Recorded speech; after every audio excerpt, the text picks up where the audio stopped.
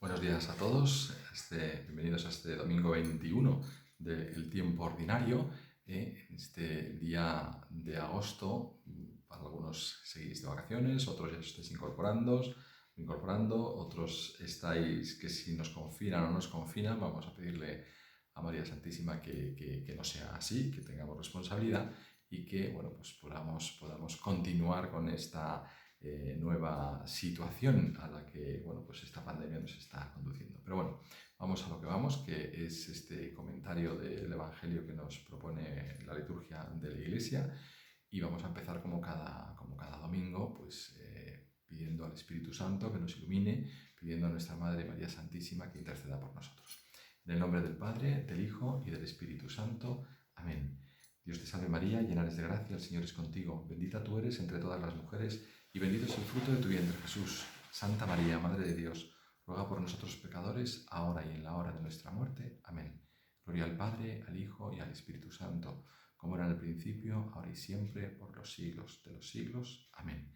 Hoy de forma especial vamos a pedir por todas las intenciones que me vais diciendo, por todos aquellos familiares que están enfermos, por las intenciones de los sacerdotes, que están muchos pidiendo oración, y por todas esas personas que aunque conocen a Cristo, pues no le terminan de conocer, ¿no? Y eso tiene mucho que ver con el Evangelio de hoy. No confiesan que Jesús es el verdadero Mesías. Pues vamos a pedírselo con fe para que el Espíritu Santo les ilumine. Santa María, Reina de los Apóstoles, ruega por nosotros.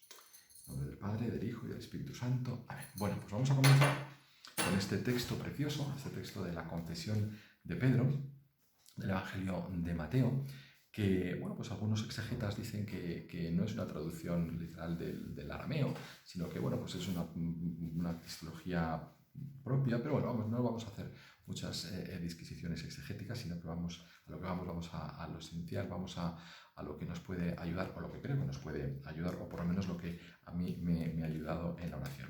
Dice así el texto de Mateo. Viniendo Jesús a la región de Cesarea de Filipo, preguntó a sus discípulos: ¿Quién dicen los hombres que es el Hijo del Hombre? Ellos contestaron: unos que Juan el Bautista, otros que Elías, otros que Jeremías, u otro de los profetas. Y él les dijo: ¿Y vosotros? ¿Quién decís que soy yo? Tomando la palabra, Simón Pedro dijo: Tú eres el Mesías, el Hijo de Dios vivo. Y Jesús, respondiendo, dijo: Bienaventurado tú, Simón, porque no es la carne ni la sangre quien esto te ha revelado, sino mi Padre que está en el cielo. Y yo te digo, a ti, tú eres Pedro, y sobre esta piedra edificaré yo mi iglesia, y las puertas del infierno no prevalecerán contra ella. Yo te daré las llaves del reino de los cielos, y cuanto ates en la tierra será atado en los cielos, y cuanto desates en la tierra será desatado en los cielos. Entonces ordenó a los discípulos que a nadie dijeran que él era el Mesías. Palabra del Señor. Gloria a ti, Señor Jesús. Bueno, pues es un texto interesantísimo. Es un texto que se pueden sacar muchas vías pues de oración, o muchas vías de contar con lo que nos está diciendo. Pero bueno, para no dispersarnos, y ya sabéis que yo soy que tiendo mucho a la dispersión y a alargarme mucho, y quiero tener, pues concentrarlo un poquito más para no hacerlos tan largos, sino que no sean tan pesados. Vamos a centrarnos en un par de cosillas, ¿no?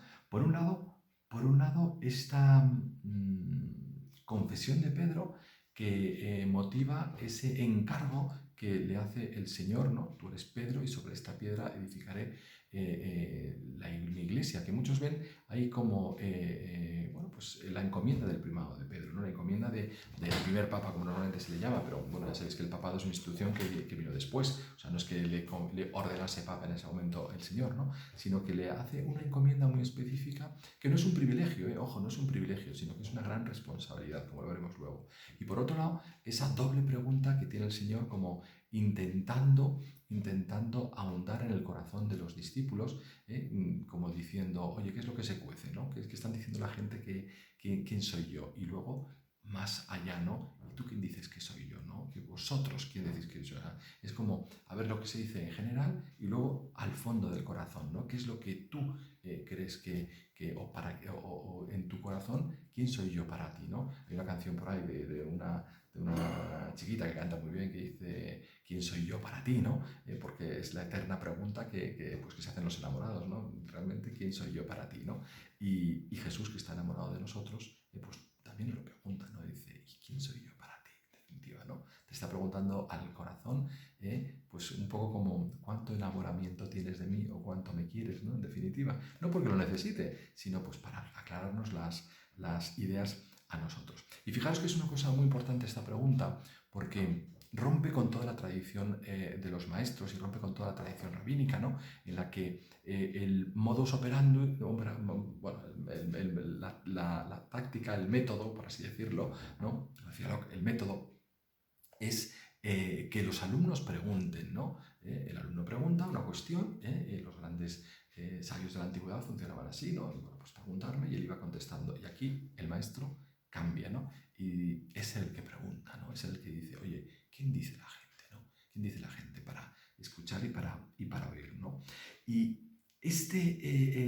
vamos a decirlo, este Dios que se comunica es el Dios nuestro Dios, Dios Padre, que se hace cercano. Fijaros que en el resto de las religiones el hombre tiene como que ascender un montón de cosas como para llegar al punto H, ¿no? Al nirvana, al no sé cuántos, ¿no? Al monte de tal o algo. Es como ir subiendo, ¿no? Por un ascenso casi imposible, ¿no? Y resulta que aquí es el mismo Dios, que es misterio insondable, el que se acerca y el que te pregunta a ti con toda confianza, ¿tú quién dices que soy yo, no? ¿Tú quién dices que soy yo? Pues esto nos puede dejar un poco sorprendidos porque el Señor, igual que entonces, igual que se comunica con los discípulos, se está comunicando contigo. Es lo mismo hace 2020 años que ahora, ¿no? El Señor se está comunicando contigo. Y en esta comunicación y en esta pregunta está la respuesta de Pedro, ¿no? Pedro ante, ¿y tú quién dices que soy yo? Pues el bravucón, el que se tira al agua, el que no le duelen prendas, decir, aquí estoy yo, dice, tú eres el Mesías, el Hijo de Dios vivo. Y en esa confesión, esto se está moviendo demasiado, en esta confesión de Pedro, pues está fundamentada toda la Iglesia, ¿no? No es este reconocimiento, esta confesión de Pedro por parte de, sino el reconocimiento de que el Señor es verdaderamente quien es, ¿no? Verdaderamente quien es. Porque todo esto podríamos discutirlo en el sentido de que esta expresión de Pedro, esta confesión de Pedro, ¿es doctrina o es fe? La certeza con la que Pedro habla al Señor está fundamentada en esa confianza, en esa fe que tiene Pedro sobre el Hijo de Dios. Él no duda en ningún momento que es el Hijo de Dios. Y Pedro, a ver cómo explico esto, Pedro no sería nadie sin su confesión en Cristo como Hijo de Dios. O sea, Pedro reconoce que Cristo es el Hijo de Dios y por tanto la Iglesia no tendría sentido sin que Cristo fuese confesado por Pedro. O sea, es como una doble dirección, ¿no? El sentido de Pedro, o sea, o el ser de Pedro no sería nada sin su confesión. Yo te reconozco como Hijo de Dios y por tanto la Iglesia no tendría sentido sin que el Cristo sea confesado por Pedro, ¿no? O sea, con esto, yo sé que es un poco lioso, pero Pedro no está situado por encima de la Iglesia, ¿no? Al decirle el Señor, tú eres Pedro, eso que tú has confesado no te lo ha confesado, no te lo ha revelado la carne, sino mi Padre, no le sitúa por encima de la Iglesia, sino que Pedro, al confesar al Señor, recibe la misión y lleva a cabo el servicio en el seno de la Iglesia, a la que sirve con su confesión. No sé si lo entendéis, ¿no? O sea, la confesión de Pedro es la que hace ser merecedor de esa misión, y esa misión y ese sentido de la Iglesia tiene sentido precisamente en la confesión de Pedro. Por tanto, no es un privilegio que le da el Señor a Pedro y dice, bueno, pues como tú me has dicho esto, te concedo la medalla de tal. No, no es un privilegio, no es un privilegio, es un servicio que tiene que hacer Pedro a la Iglesia. Que queda manifestado en ese te doy las llaves y lo que desates quedará desatado y lo que ates quedará atado, ¿no? Esas llaves, ese atado, ese desatado es la misión que tiene que llevar a cabo Pedro. Estoy mareando con esto, cada vez que muevo la mesa se mueve el teléfono, la grabadora esta. Bueno, pues esa misión que no privilegio la tiene porque le da las llaves. O sea, uno cuando se hace cargo de las llaves, yo me acuerdo cuando éramos más pequeños y a lo mejor mis padres me daban, toma las llaves de casa. Era como decir, Dios mío, qué responsabilidad, ¿no? Es decir, yo tengo el poder, yo tengo tal, pero no es un poder decir, aquí mando yo, sino que me hago responsable de lo que puede abrir y lo que puede cerrar estas llaves, ¿no? Y eso es la misión que le hace el Señor a Pedro, ¿no? Es un atar y desatar, es un defender la comunidad y no es un privilegio, es una responsabilidad. Por eso tenemos que querer mucho al Santo Padre, ¿no? Porque no es un privilegio el que sea Papa y el que sea Santo Padre y al que todos tengamos que hacer el rendezvous. Claro que sí que tenemos que amarle y tenemos que quererle, pero ¿por qué? Por ese servicio tan grande, por este servicio tan grande que presta a la Iglesia. Por eso muchos no entendían la perseverancia de San Juan Pablo II, porque él era consciente de ese servicio que tenía que dar a la Iglesia, ¿no? Y es un servicio hasta el final. Es un servicio hasta entregar la vida. Y eso es lo que tenemos que entender nosotros, ¿no? Que ese darse a la Iglesia es, en definitiva, darse a los demás, como decía el otro día el Evangelio, ¿no? En ese ser el último y no el primero, en el venir a servir y no a ser servido, ¿no? Ese es el gran misterio que nos recuerda pues la lectura de San Pablo. No la hemos leído, pero la lectura de San Pablo a los romanos nos viene a recordar, pues precisamente en ese himno tan maravilloso, que el hombre es impotente o se siente impotente al reconocer esta confesión que hace Pedro, este gran misterio, este gran designio que humanamente no podemos abarcar. Esto es un misterio insondable, como se dice, ¿no? Y es verdad porque por mucho que volemos alto, por muchos conocimientos que tengamos, por mucho que hayamos ido a la Luna, por mucho que hayamos dado vueltas y vueltas, estemos haciendo viajes interestelares, por mucho que todo esto, es decir, por mucho que el hombre vuele alto, como se dice normalmente, no entra en su capacidad mental el gran misterio de Cristo. Y encontrarse con Dios es un misterio, es un misterio. Y no podemos exigirle, como muchas veces pretendemos, al Señor, ¿no? Que nos dirigimos a Él con exigencias, ¿no? Como cuando se hace ese encuentro, ¿no? Si eres el Hijo de Dios, haz que... Las tentaciones, ¿os acordáis, no? Si eres el Hijo de hombre, si eres el Hijo de Dios, haz que estas piedras se conviertan. Si eres el Hijo de Dios, lánzate desde el pináculo. Si eres el Hijo de Dios, caray, lo que tenemos que hacer es reconocerle como tú eres el Mesías, el Hijo de Dios vivo. Y por eso no podemos exigirle. Al contrario, tenemos que darnos cuenta que todo lo recibimos de Él. Y que siempre nos lo da, ¿por qué? Por amor. Nos lo da siempre por amor. ¿Qué es lo único que nos pide? Fidelidad. Lo único que nos pide es que seamos fieles, porque Él siempre es fiel. Él es fiel al pueblo de Israel, y no solo al pueblo de Israel, sino a toda la humanidad.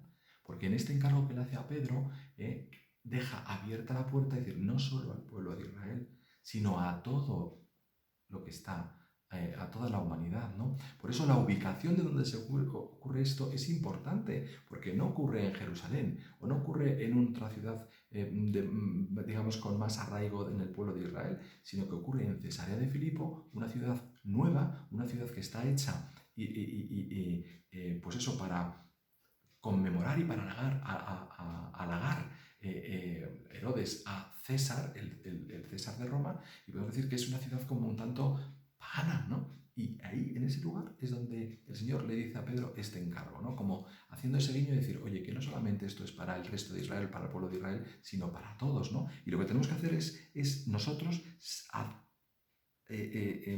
hacer o materializar esa fidelidad que Él nos tiene y que siempre nos ha tenido, que nos tuvo entonces y que nos tiene ahora, ¿no? Entonces, en ese enclave está representada toda la humanidad y en ese mandato que le hace a Pedro de dar las llaves, de atar, de desatar, pues está contenido esa misión, ese servicio que tiene la Iglesia, ese sentido de pues pascual, podríamos decir, que tiene esa confesión de Pedro y que le confiere ese poder a pesar de que luego le va a negar, a pesar de que luego va a tener dudas, a pesar de que, bueno, pues que va a estar un poco como Andrés a por uvas, ¿no? Bueno, pues eso a ti y a mí nos tiene que dar la confianza pues para seguir adelante y para decir, oye, que yo también puedo, ¿no? Oye, que yo también puedo.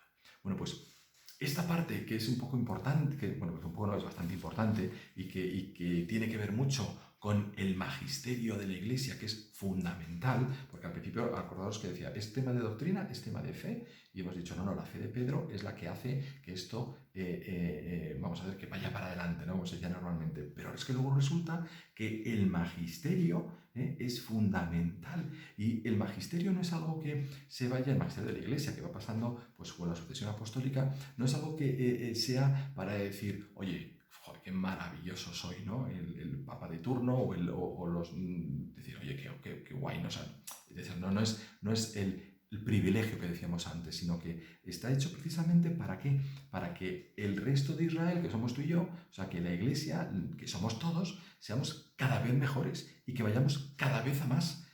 Porque no, esto lo hemos hablado muchas veces, no solamente es ser buenos, pues el buenismo está fenomenal y el mundo está lleno de gente buena y por todos lados, pero la gente buena no es condición suficiente para la salvación. Uno para salvarse tiene que ser bueno, por supuesto, pero tiene que ser ese plus, y ese plus solo lo da Dios, solo lo da Jesús. Jesús a través de la Iglesia anuncia la salvación y nosotros a través de la Iglesia, pues nos vamos abriendo camino hacia la salvación y vamos viviendo a través de la vida de los sacramentos y vamos viviendo nuestra fe y vamos viviendo todo paso a paso. ¿Para qué? Para la otra vida, ¿no? Entonces, por eso es muy importante la vida sacramental, por eso es muy importante la vida dentro de la Iglesia, por eso es muy importante la labor que hace la Iglesia y por eso es muy importante la labor que hace el Papa, evidentemente, porque es misión de ayudar, es misión poner en servicio ponerse en servicio ¿para qué? Para que tú y yo, siguiendo ese magisterio, pues podamos llegar a esta pregunta que te hace el Señor a ti directamente, ¿no? O mejor a ti, que siempre miro para allá, pero la cámara está aquí. No, mejor a ti, y te dice, en el fondo de tu corazón, ¿quién soy yo para ti? ¿Y tú quién dices que soy yo? ¿Tú quién dices que soy yo? Yo os invito a que en este día nos preguntemos de verdad, o que resuene en nuestro corazón, pues esas dos preguntas, ¿no? Que es como son dos círculos, ¿no? Un círculo exterior, el Señor pregunta, ¿quién dice la gente que soy yo? Entonces podemos pensar lo que dice fulanita, lo que dice menganita, lo que piensa el vecino del lado, lo que dice el que está sentado a nuestro lado de la iglesia, lo que piensa nuestro hijo, lo que piensa nuestro... lo que sea, ¿no?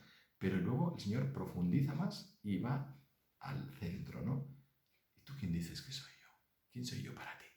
Pues yo os invito a que pensemos realmente quién es el Señor para nosotros y que nos demos cuenta de que lo es todo, de que el Señor lo es todo para nuestra vida, lo es todo para nuestra salvación, lo es todo para que tú y yo, pues podamos algún día, si Dios quiere, tengamos esa esperanza de vivir la vida en plenitud. Vamos a pedírselo con fe por intercesión de nuestra Madre María Santísima. Hoy, fijaros, tengo por un lado aquí al Sagrado Corazón, que abre sus manos maravillosas para acogernos, y aquí a Nuestra Señora del Perpetuo Socorro, que está ahí para socorrernos en los momentos de duda, en los momentos de incertidumbre, como Pedro podemos tener cada uno de nosotros, pero que nos socorre ¿para qué? Para que no nos despistemos, para que no nos salgamos del camino y para que seamos no solamente personas buenas, sino personas santas. Se lo pedimos con fe.